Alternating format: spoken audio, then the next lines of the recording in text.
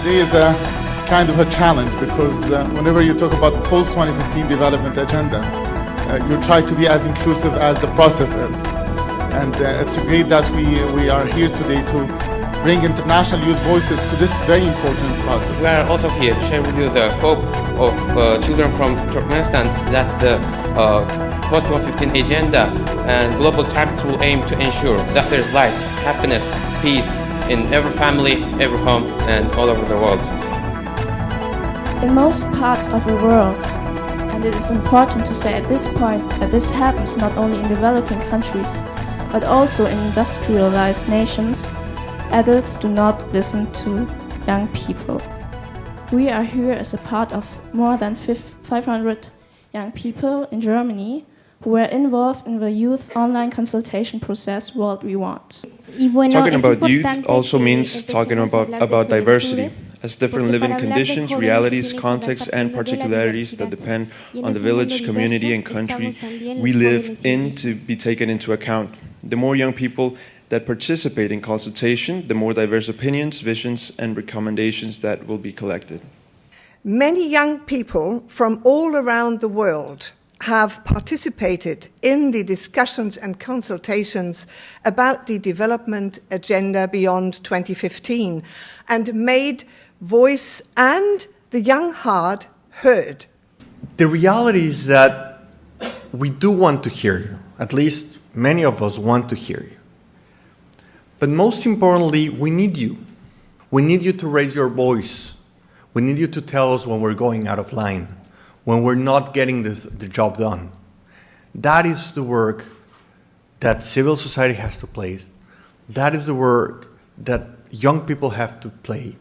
We demand the adoption of the realization of human rights as an official goal in the post-2015 agenda. For the environment, we demand that human action in any sector, including economy, must not harm the environment. It is important that there is ethnic acting, especially adapted to environmental demands. Our second big topic was education. Our demand in this topic is a free, qualitatively appropriate and secondary education for everyone, disregarding social status, origin, age, gender, and degree of disability, which should be a main focus of a good government. Also, education should be seen as a guideline for future life and as a basic condition to stop poverty and other social conflicts and problems. Our third topic was economy. Our demand in this topic was the social and economic imbalance which should be adjusted. A good government without corruption should be the foundation, because corruption is not only an accompaniment of political failure, but in many cases the cause of it. Generally, we demand the inclusion of the youth as a future foundation, since we have to bear the consequences of the political actions now. Do not forget that there always comes the time when problems or conflicts, which once were distant, are standing right in front of us. It is our task and responsibility not only to find solutions for them, but rather to prevent them. In Montevideo 2 months ago, I met a brilliant young lady. I mean, she was there, very active, and she not only spoke about the post-2015 development agenda, but she spoke very strongly about the ICT process. From Mexico, indigenous young woman, Silvia Daria. Look forward to hear what you will say. Decíamos que para hablar de desarrollo tiene que tener como eje transversal la cultura. We said that in order to talk about development, we also need to pay attention to culture. En el tema de salud, hablábamos de la salud con un enfoque intercultural. With regards to health issues, we also wanted to talk, or we discussed the interculturality of health as well. Que la salud también tenía que incluir los conocimientos tradicionales de sanación de nuestros pueblos. That health also has to include our traditional methods, the traditional methods indigenous peoples have. En el tema de empleo, por ejemplo, in the topic of employment, for example, las prácticas tradicionales de economía comunitaria, the traditional practices of communal economy, no son reconocidas como empleo. are not recognized as employment. Y es necesario que se reconozca esas prácticas tradicionales de economía comunitaria. And it is necessary that these practices are recognized. Y también concluimos que el defender los derechos de los jóvenes y la niñez We also talk about defending the rights of the youth and children.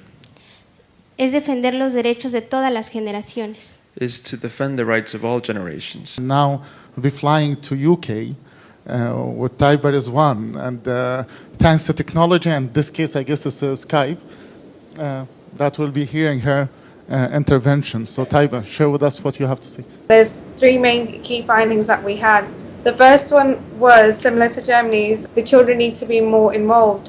The second point was the human rights in the voice of freedom and equality that they wanted to prioritize. And the third one is the post-2015 goals being shared goals, and as a contract to all countries should be responsible for it. A large majority of the young people did prioritize human rights as a big issue, that they want freedom to live in a realistic world.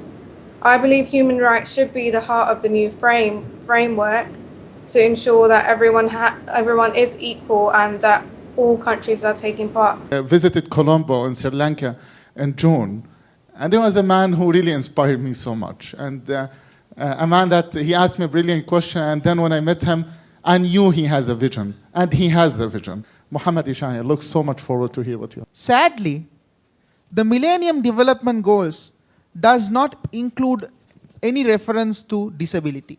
In the post-2015 development agenda, in implementing the agenda, there has to be a mechanism, either a special envoy on disability to the United Nations or something of the sort, like some kind of a mechanism to make sure that issues faced by persons with disabilities are addressed and also taken into consideration very seriously in the post-2015 development agenda. Recognize us, don't ignore us, go with us, don't abandon us, include us, don't exclude us. Thank you. I will open the floor for more interventions and questions. I would like to start with Ms. Yuka Brander, from the Executive Director of UNICEF. I think 2 points that came across, if I may, very loudly and clearly from what I've heard here. One is the universality that I think came across all presentations. I think the second point, and that's maybe also the third and the fourth and the fifth point, is inclusion, inclusion, inclusion. And I think inclusion means not only in terms of making sure that all voices are heard in this process, so also those that maybe have less access to, because of remote areas, because of disability, because of gender, because of all sorts of reasons. Make sure that these voices are heard, but also make sure that the concerns of people are adequately integrated in all future development goals. Education is not a privilege but a right, and we need to make sure that countries around the world recognize that young people need to have an opportunity to reach their full potential, and one of those tangible ways to do that is to provide them with a quality and accessible education. But make sure that they're prepared for life. So provide them with tangible and transferable skills that they can use to go straight into the workforce if they choose to, or to continue their education. So we really want to make sure that education is fully funded in a way that every young person has access around the world, whether they're in a village in Somali or whether they're in a small zip code in Philadelphia. Young people are tired of speaking in the corridors, in conferences and in meetings. Treat people as you like to be treated when you live it. Because young people who don't have employment will lose all their self-esteem, will be without dignity. Por eso es importante generar espacios de participación, pero una participación plena y efectiva de jóvenes. if children know that, yes, they have a voice and they're expressing it, but it's not being heard by the government, or we don't actually get any feedback, they're not going to want to get involved.